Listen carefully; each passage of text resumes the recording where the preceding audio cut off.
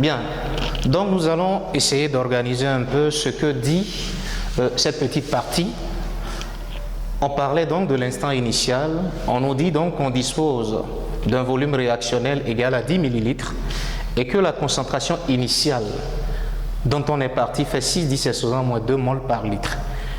Et qu'à partir de cette expérience, nous avions même déjà eu à montrer dans la réaction qui s'est produite que l'eau oxygénée, quand il disparaît, il se forme de l'eau et du dioxygène.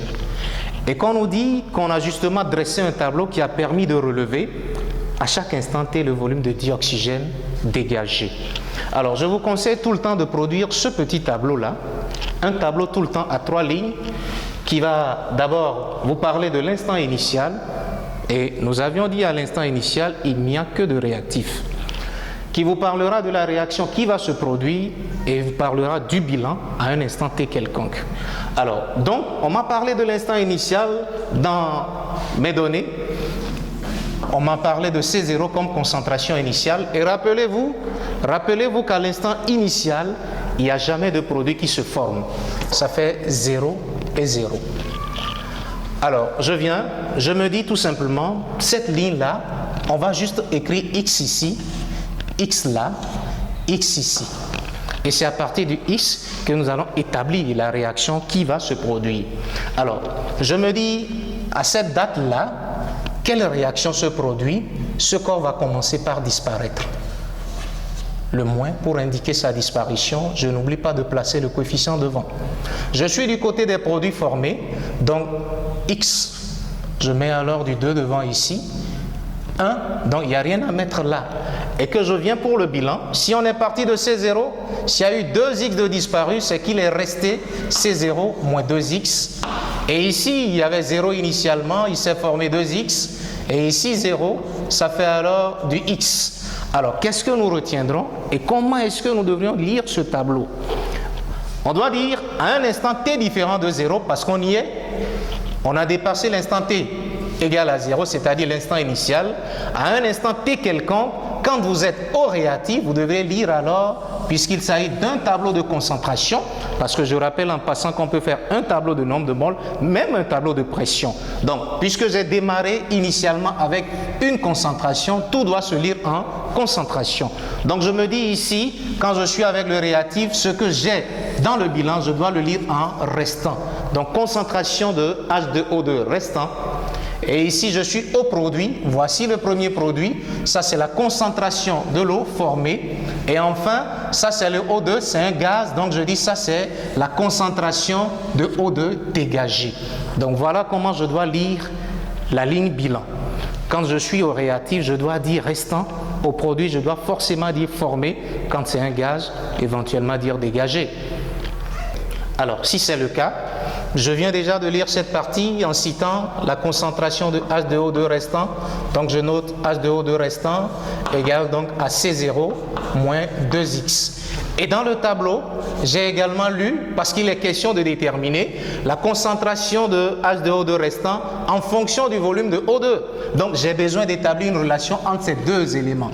Donc dans le tableau, les voici. Puisqu'il s'agit de H2O2 restant, voilà ce que je lis dans le tableau. Et ici, je lis alors que le X désigne la concentration de O2 qui s'est formée, qui s'est dégagée. Donc, je me dis donc, je viens tranquillement remplacer dans cette formule, ça fait C0 moins 2 fois le X qui fait la concentration de O2. Cependant, le tableau qu'on m'a donné sur le O2 ne me renseigne pas sur la concentration de O2, mais me renseigne sur le volume de O2 dégagé. Et que je sais, par définition, que la concentration, c'est égal au nombre de moles divisé par le volume. Ici, le volume réactionnel qui est V.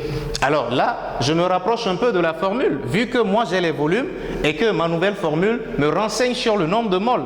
Et là, je me dis tranquillement, mais tiens, le nombre de moles, en réalité, le nombre de moles, c'est aussi égal au volume. Puisque c'est le volume que j'ai, je dis, or, le nombre de moles de O2, c'est égal au volume de O2 divisé par le volume molaire. Tant mieux, je vais donc devoir rentrer ceci dans la formule.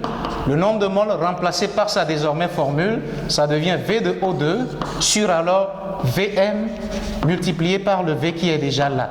Alors, cette formule désormais devient alors C0 moins 2 fois. Qu'est-ce que la concentration de O2 est devenue?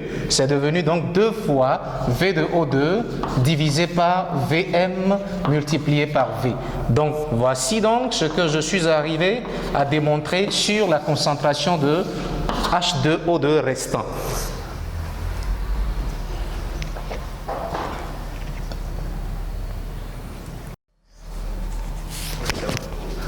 Donc, à partir de la formule qu'on m'a imposée à démontrer, je vais juste dire que par identification, je crois bien que la valeur de alpha est donc égale à 2.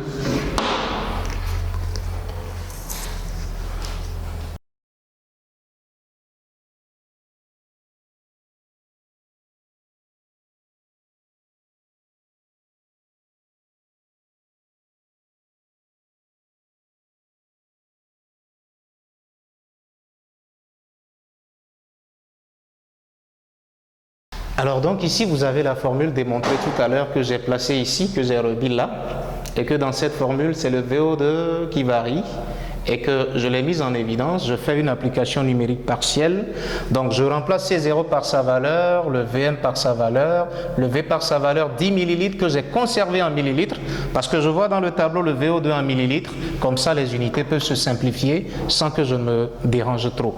Alors si on vous présente un tableau qui ne contient pas de 0, c'est un piège. Allez-y compléter en foutant le 0 dans le tableau. Donc, je vais donc réserver de la place pour 0, parce qu'il n'y a jamais de réaction qui commence à une date t différente de 0. Je mets 0. Il s'agit de compléter par le réactif. À l'instant initial, nous avions déjà dit que la concentration faisait 6 10 sous moins 2. Je mets 6, vu que j'ai déjà placé 10 sous moins 2. Commun à toutes ces valeurs, je l'ai déjà placé ici. Donc, comment lire 6 10 sous moins 2, chaque valeur doit être accompagnée de 10 sous moins 2. Alors donc, comment compléter le V de O2? J'ai une formule qui lie déjà le V de O2 avec la concentration de H de O2 qui est restée. Donc si à la date t égale à 0, ceci vaut 6 10 sous moins 2. Si ceci va, ça fait 0. Donc le VO2 qui sera versé, qui sera dégagé, sera donc égal à 0. Donc voilà le tableau. Et que je vais rappeler l'échelle qu'on m'a donnée avant de faire la construction. Échelle.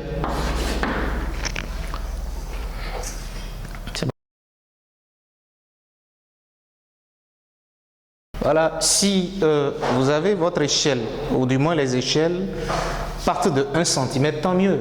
Avec le temps, on dit 1 cm pour 3 minutes. Mais voyez les valeurs qui sont dans le tableau.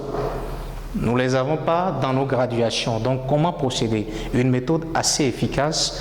Alors, vous avez 0, là, il n'y a pas de souci. Vous avez 5, il n'y a pas 5 sur la figure, mais avec plus d'exactitude. Je prends directement la valeur que je divise par ici. 5 divisé par 3, ça va me donner 1,6. Je mesure tranquillement. 1,6, voici 1,6. Et donc, ceci correspond à 5. Alors, je prends la valeur suivante, 10. 10 n'est pas sur le graphe, donc je vais diviser également 10 par 3, donc 10 par 3 ça fait 3,3, je mesure également 3,3, 3,3 c'est ici, ça me donne alors le 10 avec plus de précision. Bien, alors pour la concentration de H2O2, vous avez 2 cm pour 1 10 sous moins 2 mol par litre. Je disais, quand ça part de 1 cm, c'est plus intéressant. Donc, qu'est-ce que je fais? Je divise des deux côtés par 2,2. Donc, ça fait 1 cm qui correspond en réalité à 0,5. Je laisse tomber la puissance de 10 parce qu'elle est déjà placée. Ça veut dire que toutes les valeurs qui ne sont pas sur le graphe, pour les avoir, qu'est-ce que je fais? Je prends juste la valeur et je divise par les 0,5 et je mesure tout simplement. Et vous avez la courbe suivante. Tu coupes et nous allons placer les points. Et dans cette dernière partie, on demande de déterminer la vitesse instantanée aux instants t égale à 0 et t égale à 15 minutes. Alors, je note d'abord l'expression V égale moins dérivée de la concentration restante de H2O2 par rapport au temps. Donc, l'interprétation géométrique, c'est la tangente de l'angle alpha. Donc, à la date t égale à 0, je trace la tangente à la courbe à cette date-là. Voilà, je trace, je viens jusqu'en bas. Voilà, j'ai formé un triangle rectangle et que pour la première date, je nomme l'angle alpha 1. Donc, V0 est donc égal à tangente alpha 1. Il s'agit donc de prendre le côté opposé, cette mesure d'ici à là. ça fait carrément 6, c'est-à-dire 6 moins 0. 6 moins 0. Et bien entendu multiplié par 10 exposant moins 2, que je ne dois pas oublier, divisé par ici, par mesure, si je mesure, je retrouve alors la valeur 13,8 par mesure. Donc ici j'ai 13,8 moins alors 0. Donc 13,8 moins 0. Et voilà ce que je vais trouver, mol, litre moins 1, minute moins 1.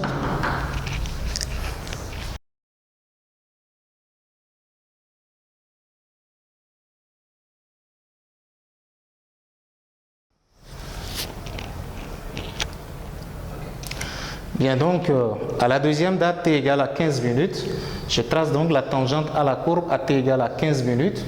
Voilà, je m'arrête ici et que je forme mon triangle rectangle. Cette fois-ci, voilà ce que j'ai comme triangle rectangle. Voilà, ça tombe sur 4, 7 ici. Je viens jusqu'ici, voilà là où ça vient, 1, 9. Et puis là, je m'arrête à 24. Voilà mon triangle rectangle.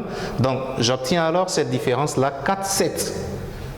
Moins 1,9, donc ça fait 4,7, moins 1,9, je n'oublie pas la puissance de 10, 10 exposant moins 2, sur, ici je suis à 24 moins 0, 24 moins 0, V15 égale. Alors donc la vitesse à la date égale à 15 minutes nous donne 1,16, 10 exposant moins 3 mol, litre moins 1, minute moins 1. Alors il est question de conclure. Je compare d'abord les vitesses. À la date t égale à 0, à l'instant initial, la vitesse elle est plus grande qu'à la date t égale à 15 minutes. On conclut en disant que la vitesse diminue au cours du temps. Comme le disent nos amis économistes, ceteris paribus. Plus les réactifs s'amenuisent, la vitesse également diminue au cours du temps. Merci et surtout, lavez-vous les mains quand vous finissez de regarder la vidéo. Demain t'appartient.